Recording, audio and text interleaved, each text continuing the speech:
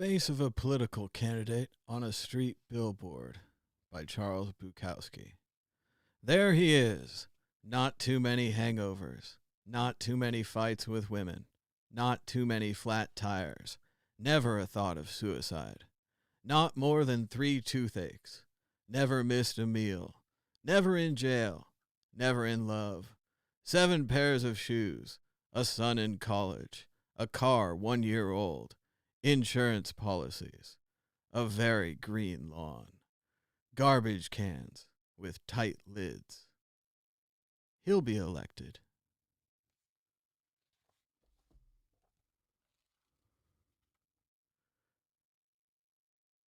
Today I'm going to talk about Bitcoin as a technology because something very exciting is happening.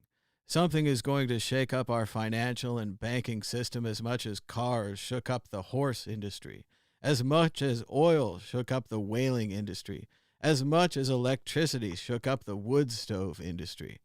Banking is about to be disrupted. Arguably, it's already being disrupted. In fact, by the time they figure out how serious this destruction is, the game's already over. That's usually the case.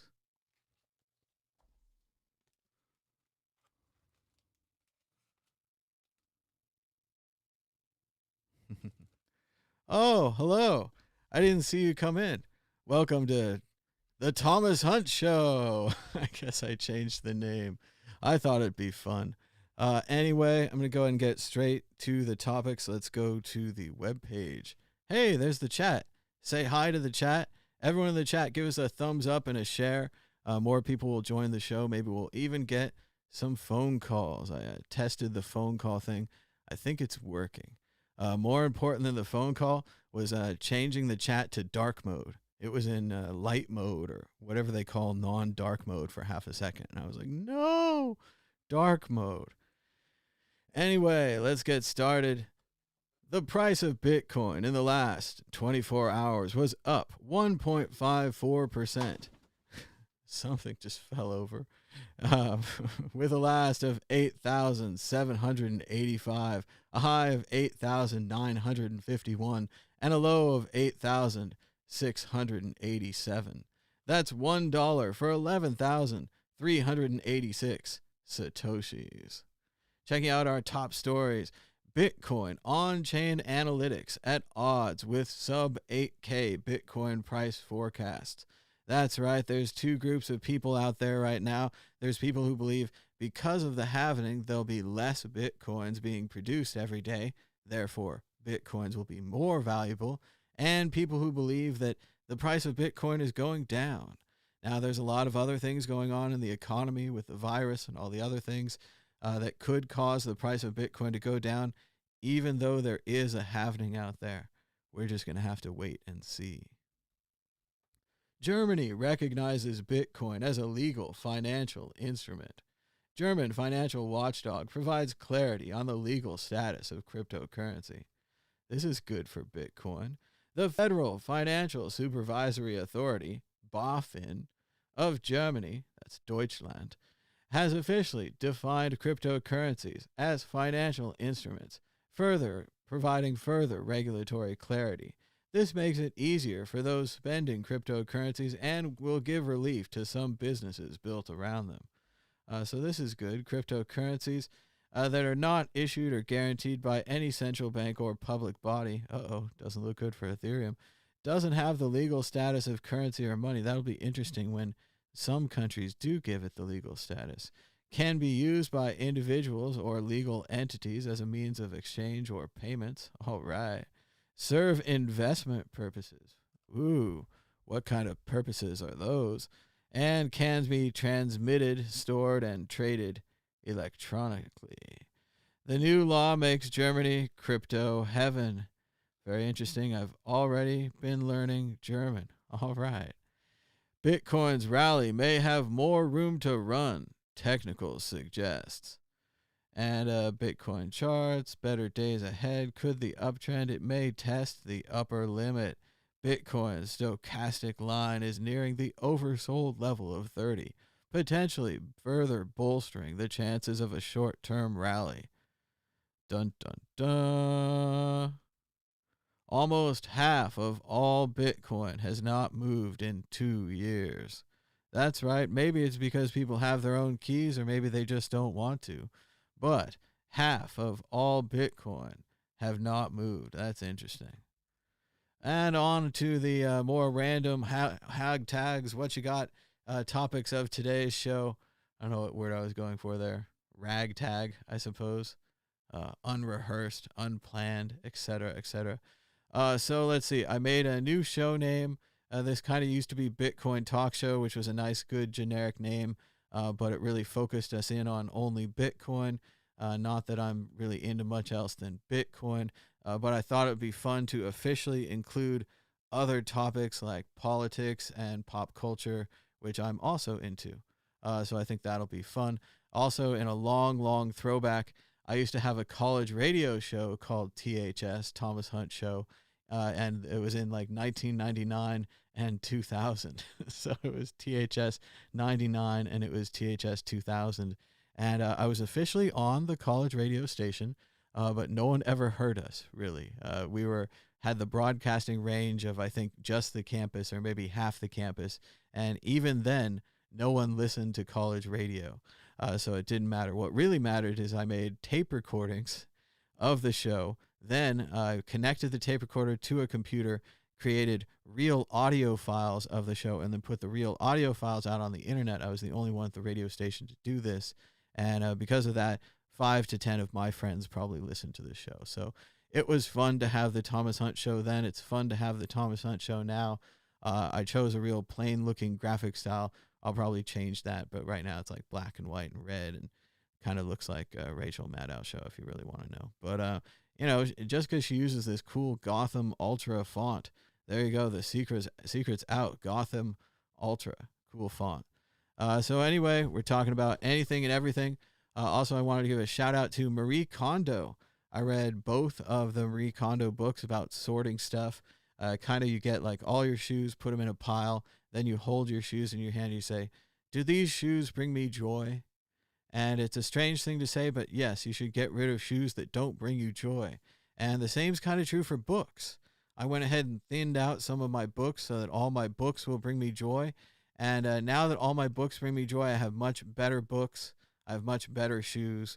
I have more space to buy more shoes and more books. And I keep doing that. So I don't know if the Kondo thing's working, if I have less stuff, but I do think I have better stuff. And also I've been working hard at organization. I think most of my stuff is where it's supposed to be. I'm not living in 2 places for the first time in a long time. And that's helped out a lot. When you have 2 sets of everything, it gets kind of ridiculous, especially when you start traveling and soon you have like 12 sets of nail clippers and that kind of thing. So we can't start out the show any other way than talking about the coronavirus. I kind of don't want to talk about it. Tell you the truth, I've muted those words on Twitter, so don't send me any important messages about coronavirus. And I'm trying not to look at Google News, and I don't really want to know the day-by-day numbers. It's scary enough as it is. But I do think we should talk about it because it's affecting crypto. Certainly, I'm kind of canceling or postponing my Europe trip, which turns out good because I don't want to spoil it, but I do think one of the conferences is going to be postponing and maybe the other 2, so on and so forth. But here it is, Alejandro reporting through my filter, not using the word. Paris Blockchain Week is canceled over coronavirus fears. So it is starting to hit cryptocurrency and crypto conferences, which only makes sense. Other tech conferences such as the Game Developers Conference, the Microsoft Developers Conference, all of these have canceled or postponed. The Adobe Conference is hanging on in Las Vegas, although I'm told they canceled.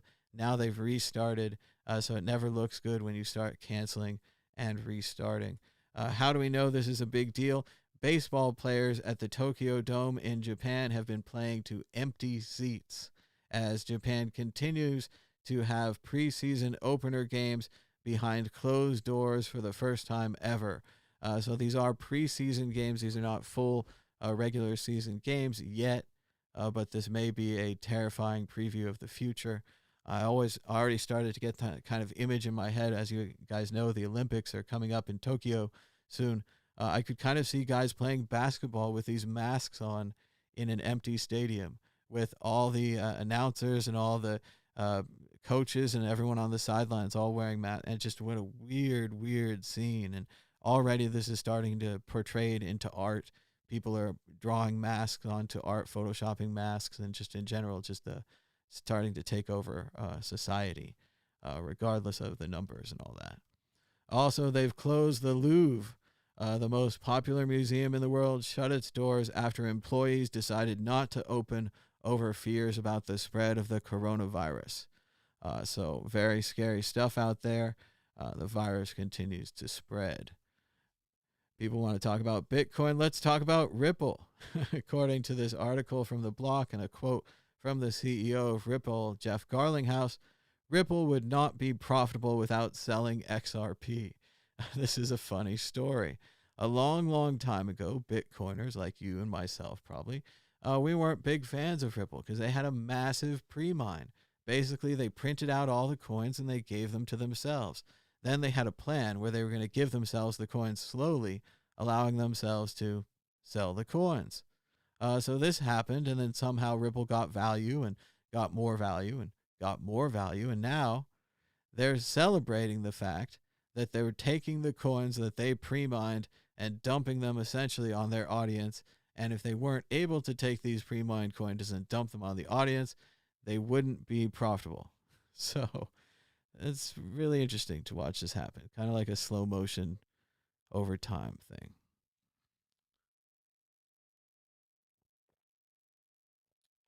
Speaking of things that happen in slow motion over time, people are upset on Twitter saying, waking up, Justine at the mean Justine writes, waking up to find that Justin's son Tron has taken over the Steem blockchain in a hostile manner by using 84 million Steem from Binance and Hubai, as well as his own exchange, to vote their own BPs and fork the chain.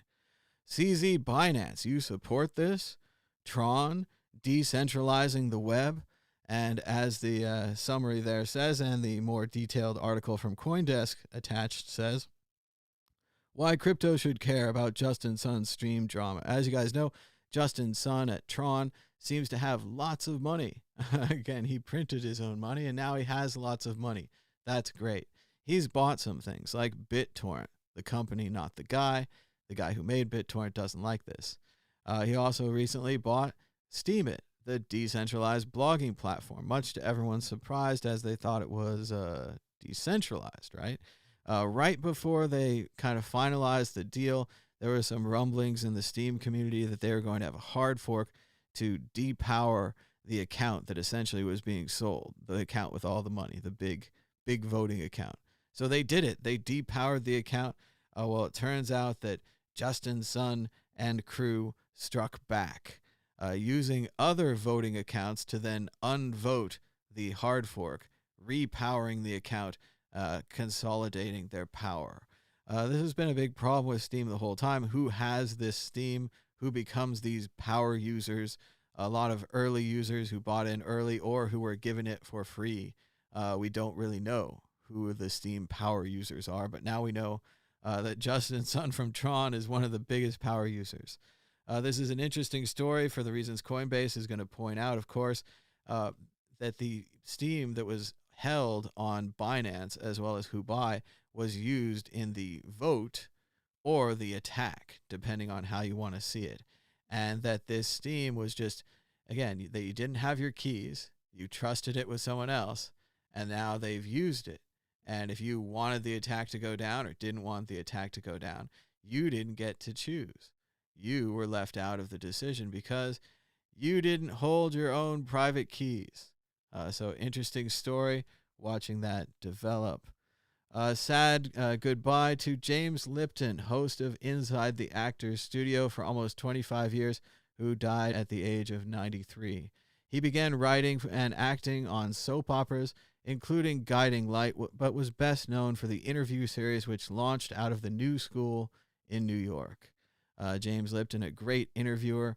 always brought out interesting things about the actors, had his own special style, and would ask those 3 questions every show that were adopted from, I think, his mentor in interviewing, who also asked the 3 questions. So goodbye to James Lipton. The shows are still there. We can still enjoy them, though. So the magic of television. And here it is. I don't agree with the little caption here, but Dennis Parker at Zentags, XENTAGZ with a Z. He had this great video he picked up at Tone Vays' Unconfiscatable conference. This is Trace Mayer, formerly a Bitcoin advocate, the hodler of last resort, but now he's a fan of Bitcoin and MimbleWimble. Like I said, it says it on his website. He's not exactly hiding it, but it is interesting to see him wearing the classic Honey Badger t-shirt, truly a 2013 or earlier Bitcoin t-shirt, while some promoting and singing the praises of MimbleWimble. But I'll let you guys think about it for yourself. Here it is. Shout out to Dennis Parker on Twitter with a great video. You know, and the really disruptive stuff like MimbleWimble isn't even hardly, you know, we got Grin and Beam, and now we have a new MimbleWimble coin that launched in November of last year, and it's already like tearing up the scene. You know, if you go and actually look at it, so which I recommend people to do, because you know this is disruptive innovation. You know, and Bitcoin was disruptive, and MimbleWimble is you know, this is software and it's extensible, and I mean scalability increase, privacy, fungibility, anonymity. Like, they think Bitcoin's a problem. You actually can see what's happening on the Bitcoin blockchain. You can track senders and receivers and amounts. MimbleWimble, none of that. It's all encrypted. Well, absolutely. And still provably scarce with the Fuchsbauer paper. Well, you know, and the well, thank goodness they have the Fuchsbauer paper. Goodness gracious, and it's catching on fire. I don't know. He kind of sounds like a salesman to me. It always worries me when people sound like a salesman, and everyone knows this about Bitcoin, that it is a public ledger right now. That's how you would build such a system in the beginning, in the first of it. It is true. There's some kind of problem with the compression. The compression on Trace doesn't look good. There is a point right around here, I think, right around here. His eye seems to be like a full triangle as well, spreading out. So that doesn't help the atmosphere, the presentation as well here. But still, what do you guys think? Tell me in the chat. Has Trace completely sold out? Is it? I think it's his right to promote anything he wants. He doesn't. You know, Bitcoin's not a suicide pact, right? He can't just, now you've promoted Bitcoin, you can never promote anything else. But he did kind of have that, I'm the last hodler of resort, I'm the hodler of last resort kind of thing. He had that attitude towards him that he was a very strong Bitcoiner and that he wouldn't be interested in these other things. But I don't know. I've heard through the grapevine he had master nodes and all kinds of other nodes. And why shouldn't he? Why shouldn't people who were successful trying an early cryptocurrency try other cryptocurrencies early and then, I don't know, profit? I don't know how to profit, but these guys know how to profit. Oh, and this brings us to Star Trek Picard. Oh, aren't you guys lucky? So I'm not going to do any spoilers. I don't want to go in depth yet. I don't know if you guys are watching the show, if you're into Picard or if you're into Next Generation, but I wish they hadn't made this show. I wish they'd stopped making Star Trek. And mainly I think Voyager and maybe Enterprise were the last Star Treks. There have never been any Next Generation movies. Picard, there's that great end of the Next Generation show. I think that's kind of the end of Picard's stories right there. They play poker together. They go to the future. It's like Beverly Crusher has a ship. That's the end of the story. But if you need to know more about Picard and you just can't leave it alone and you drag yourself through these shows, what you got to watch is these guys over at Red Letter Media. You probably know them already. I'm telling you things you already know, but they do those great Star Wars reviews back in the day. They break down all the plots of Star Wars and why it was so terrible. And now they're breaking down all the plots of Picard and other things. So check out Red Letter Media. It's great. And I'm not going to spoil anything. But there you go. And Now we're on to the political part of the show. Oh, torture. Oh, the horror. I don't know if you guys are paying attention, but it's Super Tuesday out there, and everybody likes Bernie Sanders, but nobody likes Bernie Sanders. So it's a unique dichotomy, right? The left-wing people really like Bernie. He's talking about Medicare for all. He's talking about free college, all these kind of things. He's getting a lot of support there. A lot of other people say, hey, those are interesting ideas, but you can't get them passed. They won't be successful. We can't afford them. Other kind of things. They're saying they're kind of inflated. And those people are kind of backing Joe Biden. So we've seen a big push lately. Biden was successful in South Carolina. He did get the support of Senator Clyburn and the African-American community there, and had a lot of success there. And now I don't know if you guys are watching it, but MSNBC, the mainstream media, they're kind of rooting for Biden. They're kind of worried about Bernie. They're afraid that Bernie is too left-wing, and that will cause him to lose to Trump. So they're thinking maybe Biden can get in there and stop him. Then there's these super delegates where the Democrats could take the election from Bernie again. So it's getting pretty exciting. It's an interesting philosophical idea of whether you run to the middle where you think it's safe, or if you run to the extreme where the ideas are stronger. And even if you guys, I know everyone's like, oh, I hate Bernie. I can't believe Bernie's on the screen. You guys are very right-wing maybe, but you have to think about it as well. If you wanted someone that was extremely right-wing, whose ideas get you excited, or someone that's more middle-of-the-road right-wing, which would be a safer choice. And that this is a huge existential choice that the Democratic Party is making again. And that regardless of the way it goes and which way you wanted it to go and what I would vote for you or anything, last time with the superdelegates in the early rounds, they went with Hillary instead of Bernie. They went with what was perceived as the safe choice, with the more middle-of-the-road candidate, although people have extreme views about Hillary. Will they do it again? Will they use the superdelegates now in the second round? Bernie has a chance he could win it out in the first round, but it doesn't look like he's going to be getting 51% or whatever it is that he needs in the delegates to get it out in the first round. So on the second round, the delegates could step in. Everyone could unite. We saw already Buttigieg and Klobuchar and Beto O'Rourke, who's interesting because he used to be in the CDC, the Cult of the Dead Cow, the hacking group. So he's fascinating. But we saw the three of them jump in line, endorse Biden. This is right before Super Tuesday, which is today, right now, today. That's why I'm talking about this. I think it might have been too late. I think it had been this big push that was too late. They can't change the things now. Super Tuesday, Bernie's going to come out again as the front runner. He's going to win. He's going to lead every state. Biden's going to be in second or third place with this whole Bloomberg thing. Warren's still in the race. A lot of these early votes will still be cast for Buttigieg and Klobuchar. So, giving him the endorsement, I don't think it's going to help that much. I haven't looked at any of the results yet. California is going to be in much later today. It's great to watch the East Coast pundits on the shows. They're like, oh, California won't be in until, past 11 and all these things. So this is the one time that California and my friends out here on the West Coast get attention paid. And it's interesting to see this primary schedule expand. All these people dropping out helps that there won't be a contested convention, but I still think we're headed towards a contested convention. They're talking about races down the line like Georgia and Florida suddenly being important. So I think this is generally good for democracy, people voting, having more interest in these contests.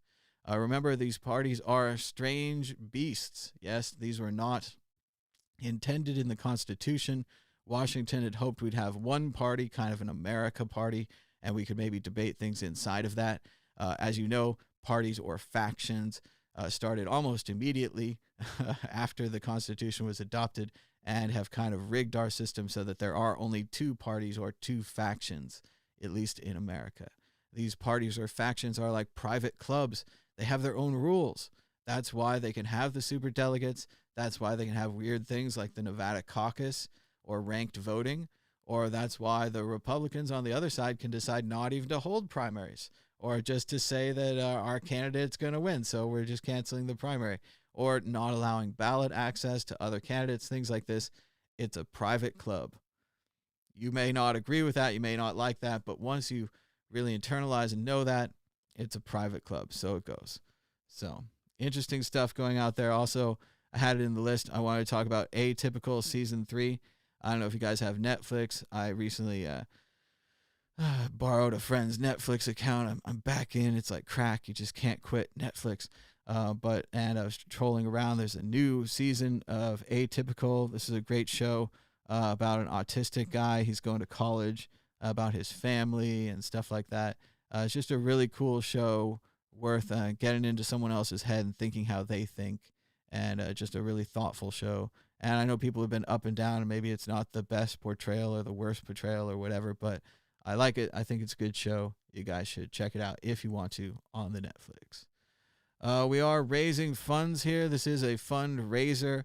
Our goal is $1 million, which recently dropped below 114 Bitcoins. We are 0.08% towards our goal with 29 donations and 0.0929 Bitcoin raised, around $815 towards the big 1 million. So very cool. Also, this is an interactive show, as you guys can see down below. We've got the chat up here, but before we do that, let's loop around. Let's look at some of these buttons that I made. I made a lower third. Oh, and in the lower third, I wrote the words that you could call now at 1-518-600-1949. Or you could connect on Skype with World Crypto Network, all one word. I think I'm going to connect this to my phone, so if someone calls, I'll test it out on my phone. So let me know.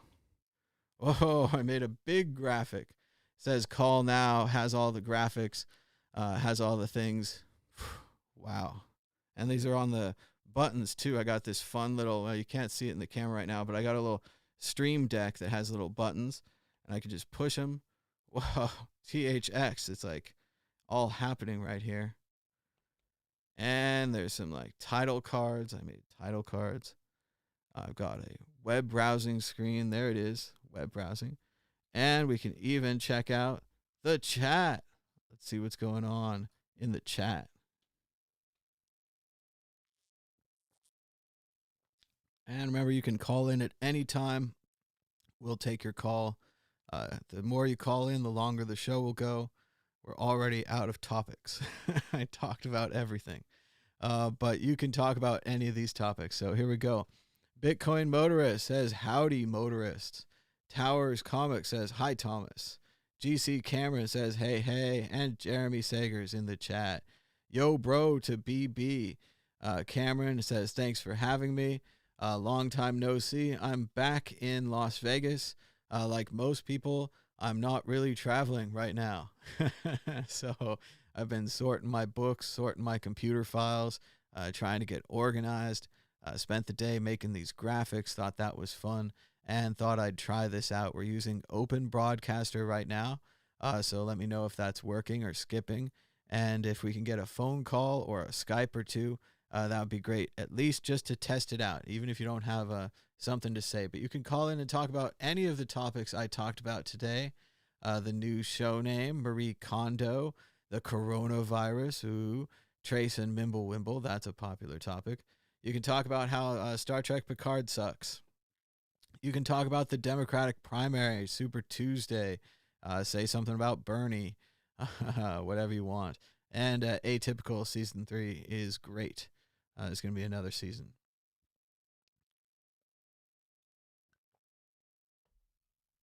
All right. Hello to Uvas in the chat. He says, is Bernie going to win Super Tuesday?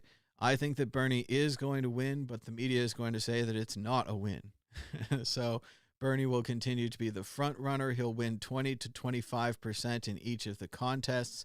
Biden will be in second or third place, getting 11 to 15%. Apparently a very big deal is if you get 15% in California. If you get 15%, you get delegates.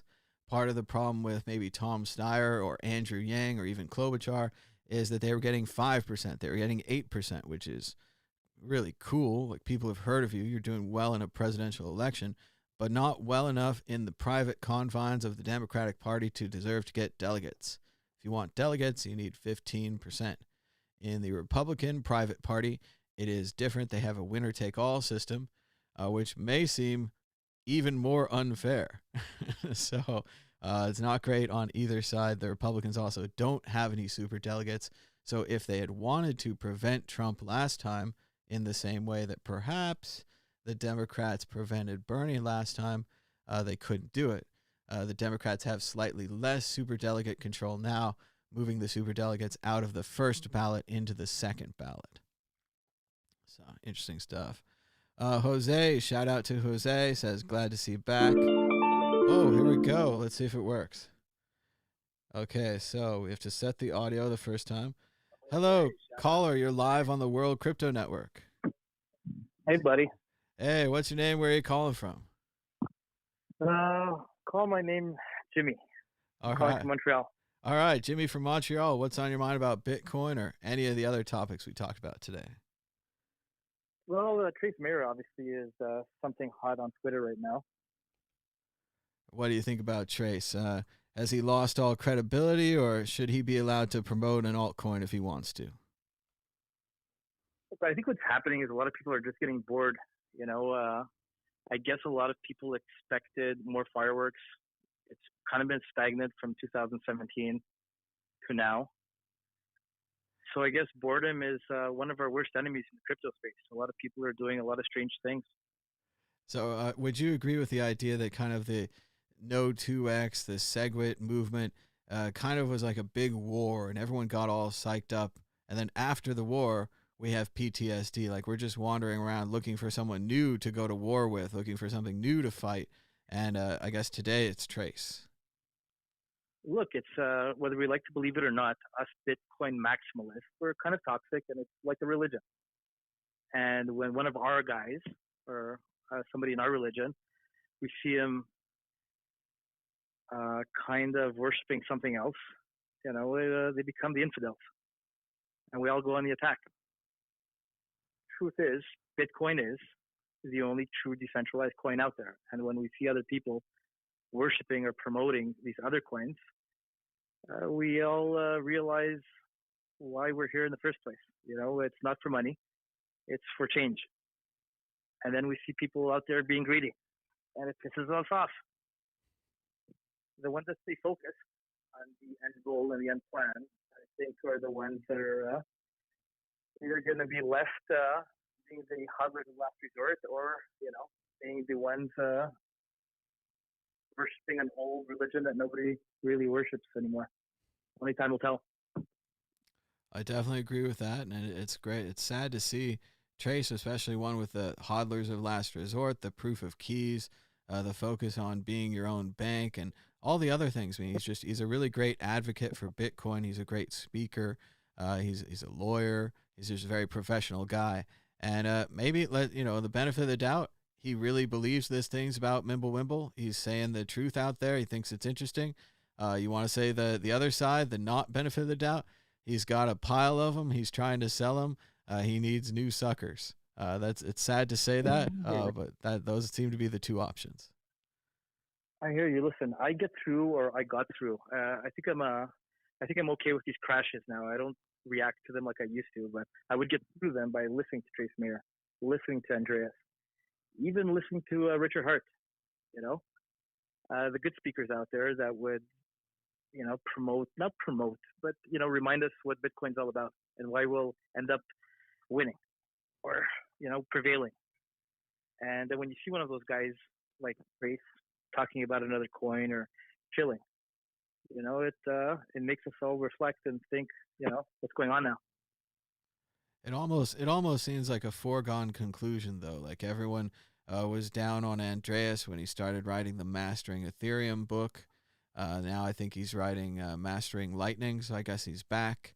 Everyone was down on Richard Hart when he was crying and giving up on Bitcoin, and then of course now he's back. He created Hex, which I guess worked but didn't work. It was not a good deal or something like that. It was a good deal for him, but and then now of course Trace, and then now even going back, Eric Voorhees used to be a big Bitcoin only guy. Satoshi's Dice, Shapeshift, all that kind of thing, and privacy. Then he's kind of more of a businessman now, and then so many more. It's Roger sure. Roger Ver, definitely. They've all turned. Yeah. For sure. But one thing all these guys have in common: their biggest bag is Bitcoin. Well, remember Brian Armstrong over at Coinbase? He got a big bag of Ethereum, and I think it changed him permanently. But when you make that kind of money, and I have no idea how much money Brian Armstrong made on Ethereum, but if you make that kind of money, I think it changes you. I think you're forever kind of like got that Ethereum patch on your shoulder, and you're like, yeah, smart contracts, they're cool. Yeah, that was a fad. Now it's DeFi.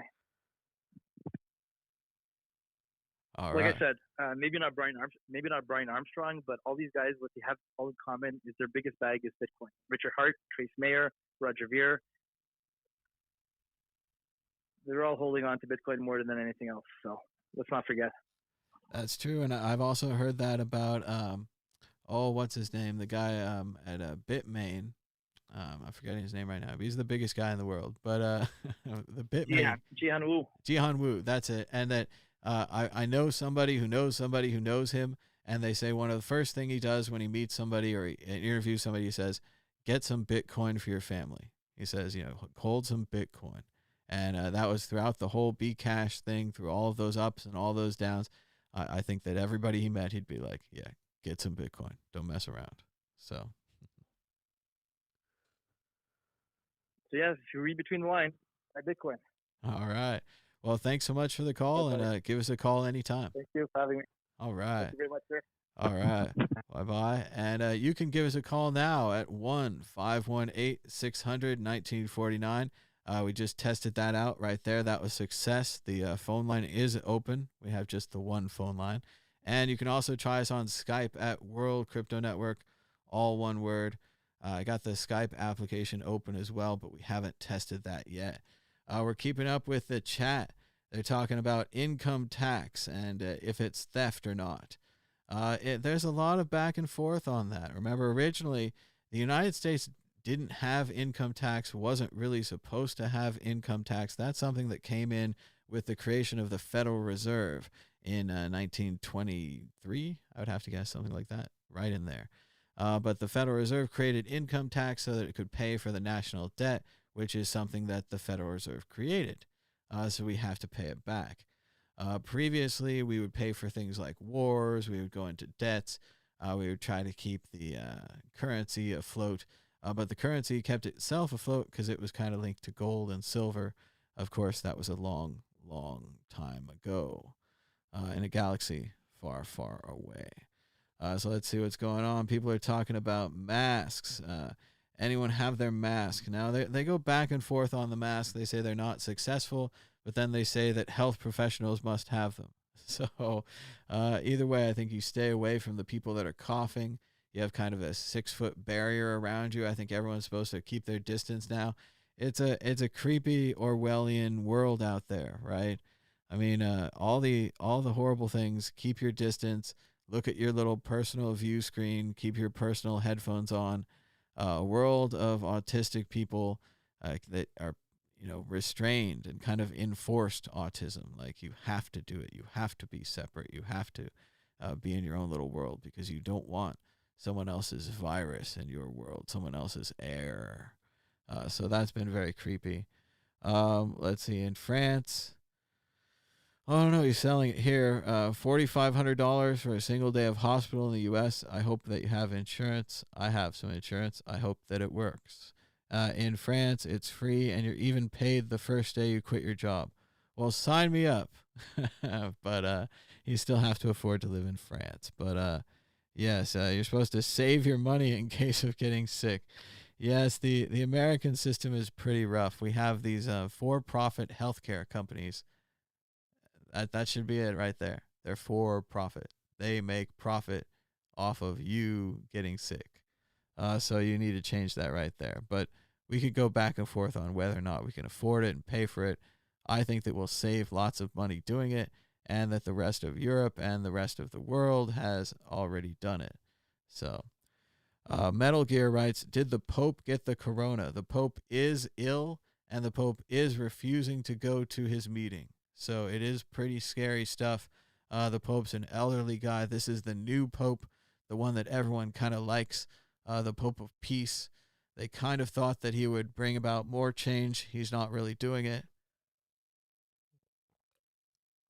Obviously, excuse me. Obviously, the church is a very heavy and big thing to move, kind of like the Bitcoin blockchain or the Bitcoin code. It takes a lot of agreement. No one really wants to change it.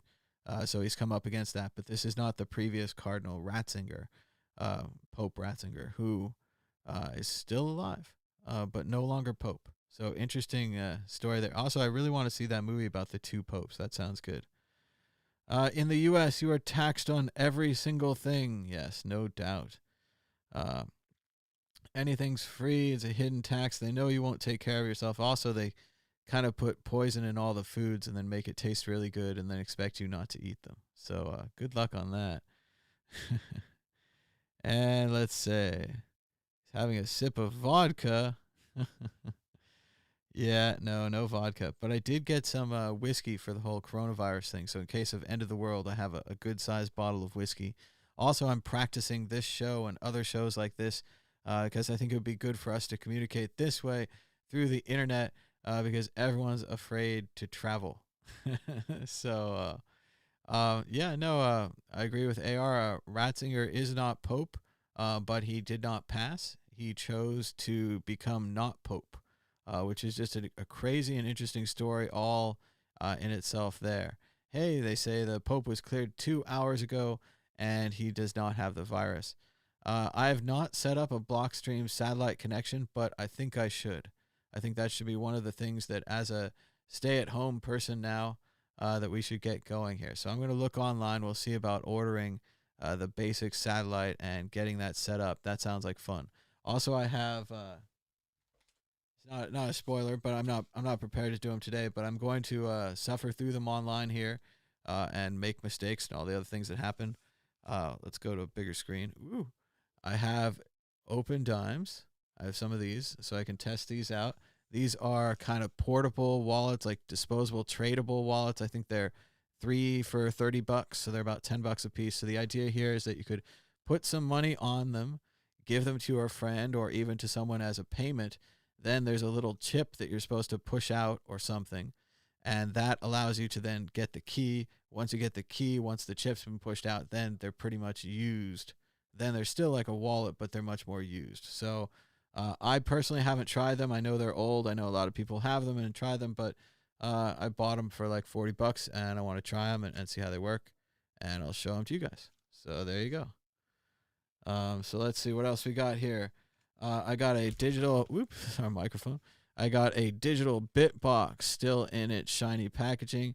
It's a hardware wallet. I'm supposed to try it out, and I'd like to try that out on air here. So hopefully I won't make a mistake and dox the wallet or whatever. But otherwise, no worries. And also I got a Ballet Crypto wallet from Bobby Lee.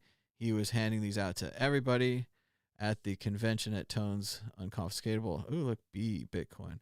But I heard at other conferences he was handing out Litecoin ones. So it was pretty clever. Old Bobby, he was hole punching everyone's cards so that he would know if he'd given you one already. So he would give you just one Ballet Crypto, not more. So I'm going to try all these out. I'm going to try out some other things. Maybe they're saying in the chat that I should try out some other things. Maybe I should get some, like a P.O. box. Then people could send me more things. Then I could try them out. So I'm going to look into that because, nobody goes outside anymore. Everybody stays inside. So it's a good time to get all of our backlog of stuff done, all the things we haven't done. Jeremy says Crypto Steel is the best. They've offered me one of those. I'd like to try it out, the new tube, Crypto Steel tube. That sounds cool. I'd like to try that out, but I was supposed to get a P.O. box so they could then send it to me, and it's a whole looping thing. But it costs money for a P.O. box, and then you have to send them, and blah, blah, blah, blah. So all that stuff. But let's see, what else is going on? You can have a cool iPhone, grow plants, and travel inside. Well, I'm also definitely looking into these VR conferences. I don't know that I have... I know that I don't have the fancy VR gig, but if you can use the cheap Facebook VR gig, I think I know someone I could borrow that from. So there you go. Okay, so question about the Ballet crypto. I did talk to Bobby Lee about this. I asked him questions on the air. Right now, it's part of the 8-hour live stream that we did from Unconfiscatable. In the future, I'm going to edit those all out into individual interviews, so you can check that out either today or later. But what Bobby said about the key, and I'm not going to open this right now, but I will in the future, is that there are two halves to the key, and that one half of the key is created in one factory by one set of computers, and the other half of the key is created in another factory by another set of computers, and these two computers never meet, and you'd have to hack both factories, and somehow the seal is affixed to the thing in a manufacturing process in the middle, something like that, and that's the Ballet crypto wallet. I don't know. I mean, that's what the guy told me. All right, so I think he seems pretty legit about it. I don't think his goal is to have the two halves of the key. That would be disastrous for his reputation if they took all of those coins, if they stole them all. When he showed me the setup as far as a little wallet thing, it looked pretty neat. He had the app on his phone, bing, bing. He had the code, the key, whatever. Then pretty soon, not only did he have a little page he could take Bitcoin, but he slid it over. He could take Litecoin, a bunch of other coins. So it was pretty cool for a temporary, fun, try it out wallet. I think, but how do you prevent a factory worker from stealing them? I think that there's these keys that they'd show if they were damaged. So if it was tampered, you wouldn't use the tamper wallet. You'd be like, it's very important for any wallet. You shouldn't buy it used on eBay. So this is just good advice for any cryptocurrency wallet, even if it's a fun little put $10 in and give it to them wallet. Don't buy it on eBay. Don't buy it used. Don't buy it with the little sticker taken off. Yes, there are ways to remove the sticker, but you'd have to be pretty advanced to get the solvents and everything right. They did it at DEF CON a while ago on the Cassacious coins. No, as far as these are test wallets, fun wallets. I think the Bitbox is more similar to the Trezor and the Ledger. So I'll look for some more features there, more security. But definitely want to try all these things out. I think it'll be fun. And they're talking about Legos in the chat. I haven't made a Lego in a while. I'm tethered to the machine. Otherwise, I'd get it. It's right up there. I have the Lego architecture of Las Vegas thanks to donors like you. There is still a Amazon wish list out there. I don't think I even want to link to it because if somebody has the money, they could buy me that ridiculous rocket, and then I'd have to build that ridiculous rocket. I think it would take forever, and I'd lose my mind. Legos is very much about sorting the pieces these days, and that can drive you crazy. So we're going to go ahead and ask for some phone calls here. You can call us now at 1-518-600-1949. We tested that. That worked. You can also call us on Skype at World Crypto Network, which we think works. I think it comes up on the screen on my phone. The phone's connected to the board. The board's connected to the Open Broadcaster system. The Open Broadcaster system is connected to the Restream It system, which is then bouncing this out to Twitter, Facebook, and YouTube, where I'm reading the chat that you're chatting with me. So that's pretty cool. I made this. I don't know what it's for. I'm behind a graphic. Help, I'm stuck behind a graphic. I don't know. And I made some title cards. And I made one where you can see what's happening here. Oh, it's behind the scenes. And then this one where we can see what's going on in the chat. But I'd like to do 10 more minutes if you guys have it. Not sure I have anything left to talk about other than that Star Trek Picard and all Star Trek really since they blew up Vulcan has been not great, and I'd rather send it back and return it.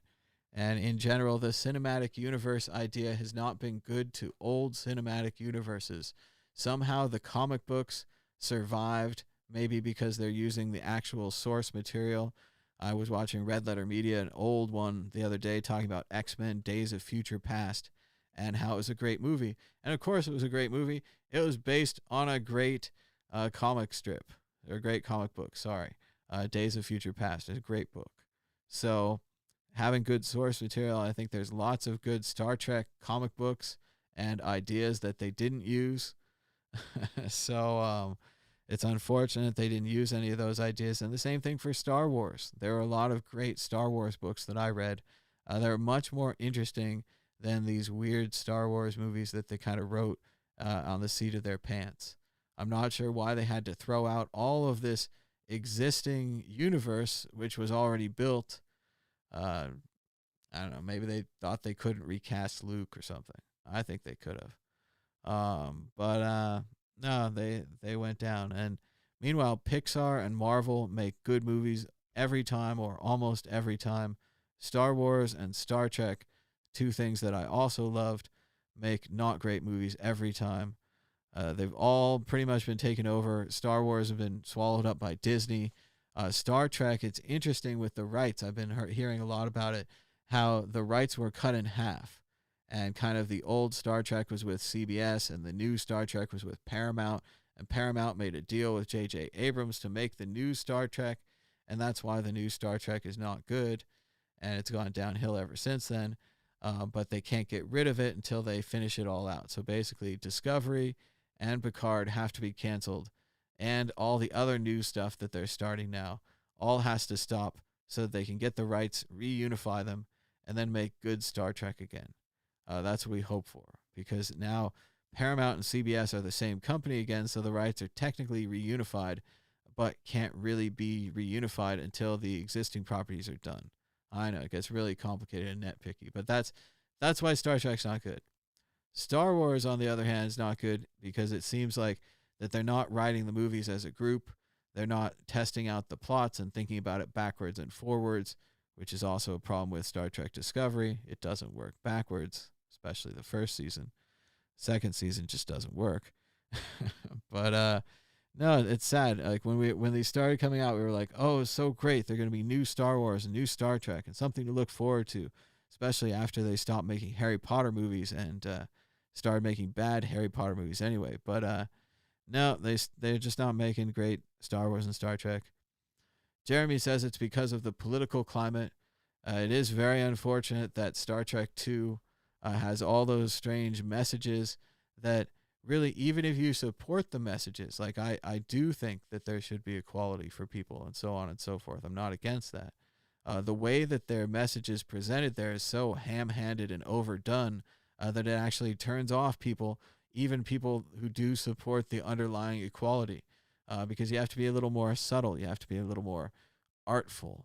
And there's not to say there weren't ways of telling that story where they could have succeeded and made us all clap and made us all happy for it. But they just needed the basic elements of storytelling. And, don't take my word for it. Go to the Red Letter Media guys, and they've got lots of information about that. So, we got a different Apnian in the chat says he's enjoying the Picard series.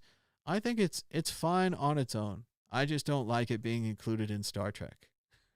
So I think it's a science fiction-y show. As long as you don't know anything about Star Trek and that it breaks all the rules of Star Trek and so on and so forth. As long as you don't know that, I think it could be fun. I think you'd still kind of wonder why this old guy is in it. As much as I like Patrick Stewart, he's probably better for some more sitting down, relaxing, chilling roles. They say in the chat that The Expanse is better. I think I watched the first couple seasons of The Expanse. I liked it. I didn't get back to it, though, and I haven't read the books. I hear the books are very good, too. But, yeah, The Expanse is definitely was some good science fiction, good classic, them, bad, us. I like the Belters, the people who lived on the asteroid belt, the people who lived on Earth, the people who lived on Mars, the different kind of political and economic climates they lived in. That's good stuff. It reminded me of Dune. They're making a new Dune movie. I'm actually kind of excited for it. I think it's going to be good. If you guys haven't read it, Dune is a great series, worth reading. They've tried to make movies and shows out of it with varying respect, varying success, but still Dune is cool. And Expanse, I would say, in a positive way, is like Dune. So, yeah, I definitely want to check out The Expanse, try to catch that up. I've been trying to catch up shows in general. I finished off The Man in the High Castle. Boom. I finished off House of Cards. Boom. Mr. Robot. Boom. I still have Mad Men and Boardwalk Empire to close out.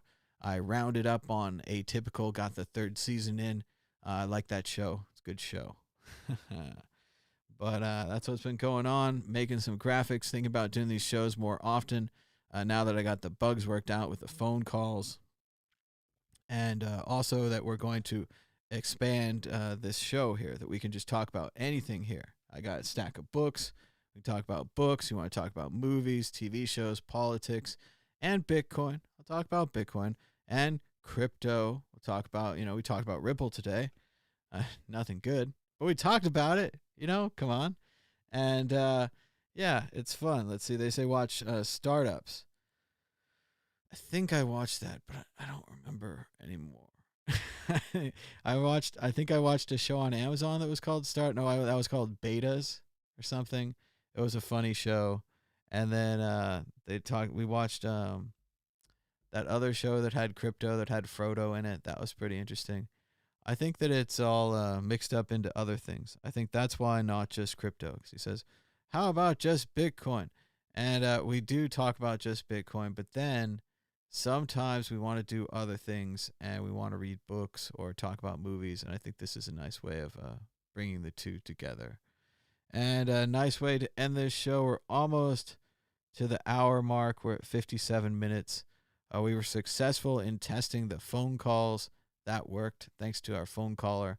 Not successful in testing the Skype calls, but I do think they work. And we're also testing all of the graphics, the little stream scripting button, the clapping sound. We got the other sounds. I didn't play too many sounds. If there's other sounds, what you guys want me to get in here, I can get Roger saying things or Trace saying things. We can get some fun sounds in here. Let me know what you think. I mean, I kind of have the default set right now. But as they're saying in the chat, a nice film for a nice sleep is the Texas Chainsaw Massacre. Ooh. And that Hollywood should produce movies based on Larry Niven or Ian Smith books. I don't know those books, but I'll bet they're good. And they should do a lot more movies based on books and movies based on comic books, movies based on the whole existing universe of the thing that they buy. They shouldn't just roll in like Disney and throw away the Star Wars canon and throw away the Star Trek canon and all those other things. So thanks so much for watching the show. Here's the donation address one more time.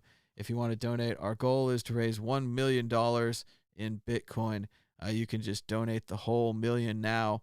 Bleep. That CZ guy, he could do it. A bunch of other people in Bitcoin, they could do it. Then we wouldn't have to fundraise anymore. Then we would just do shows like this for free all the time. And that's about it for this episode of the Thomas Hunt Show on the World Crypto Network. Give us a thumbs up and a share. That's free. Talk about us on Twitter. Leave a comment down below. There are hardly any comments, as if the show is brand new. There are no comments. And until next time, bye-bye.